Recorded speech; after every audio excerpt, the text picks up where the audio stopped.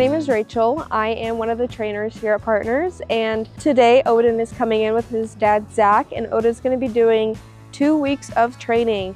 I'm really excited to see how this is going to go. Let's go see how the check-in goes. So we were going over your profile. So we saw some of the things. You do have a roommate with another dog, yes? What's the breed and name of the roommate and dog? So the other dog is named Mia. Mia? And she's a Staffordshire boxer mix. Okay. So another little pit mix. How old is she? Almost exact same. Like I think it was a couple days difference. Oh, okay. Did you guys get them together? Nope. Or it was just coincidence? It just happened that Interesting. About the same age, exactly. So both a year. And how do they get along? They get along pretty well most of the time. Come on, don't get yourself so tangled. I'm not saying the only reason he jumps, because like I've just never been able to get him to like stop jumping, but she is a menace. She's a big jumper. Yeah, like I was very hesitant to even send him to training because the other dog is not going to be given that same opportunity, at least anytime soon. Okay. And I don't want her issues to just be stuck to him. Again, because he sees her do it and it's like, oh, well then I can do it kind of situation. So like the jumping was never that bad until she really started going after it, and she's gotten way worse. Okay. But he's so much bigger than her because she's like 50 pounds. And it's like, it's annoying, and I mean, the claws are annoying. Yeah. But if he jumps, like I can't have him around grandma or anybody because he knocks you over. He can easily knock you over. Do you knock people over? You can drop the leash. Especially the girlfriend. Oh no. Yeah, because she's not a whole lot bigger than you are, buddy. We can't. So the jumping is the primary concern. And the way we would combat, him jumping is working with him to listen even when there's distractions. Yeah. Your Mia, the other one in the home, is a big distraction. And when dogs do things that are negative, they do impact the other dogs in the home. Yeah. If she can do it, I can do it, but no.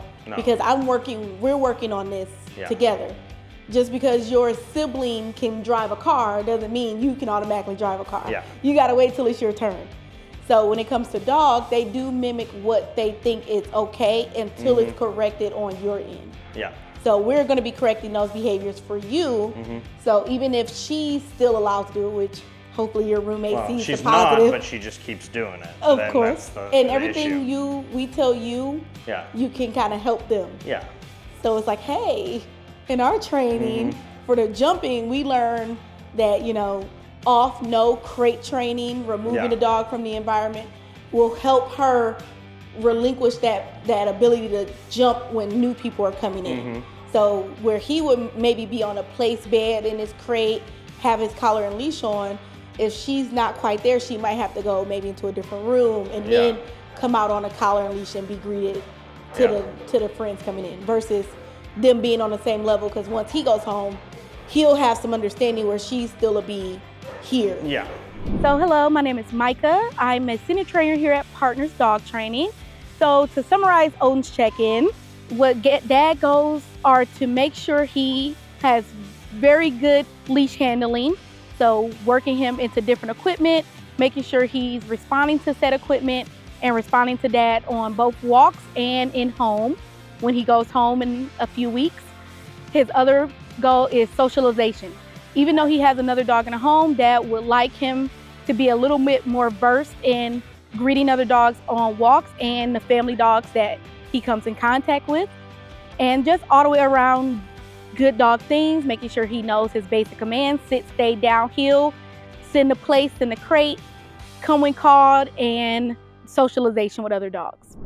Okay, so this was the wrap-up of Odin's week 1, and he has been doing good. There has been some issues with some obedience, and so we do need to work on that a little bit harder this next week. We've realized he does know how to sit and down on command, only with a lure. So we are trying to work with him on when we ask him for that sit, then he needs to sit. He will get rewarded, but we shouldn't have to lure him every single time. So we just need to work him to that. And so later on, he will just be able to sit on command and not have to be told no or not have to get a correction. But other than that, training him with his heel and the introduction with his heel, his recall and his crate, his place, those have all been very good. He has been doing really well, and now he's able to go there and lay down when we ask him. We just have to reinforce it from certain distances. So something else I wanted to add for this week 1 is we've noticed he is a little apprehensive towards the pressure of the correction or the leash. We've been having a lot of times where we have to just have a lot of patience and just work with him with it and let him know it's not necessarily a bad thing, it's just something that's telling you no. So we just need to keep working him with it, but if he follows through, then he will get a reward. But other than that, he's been doing really good this week.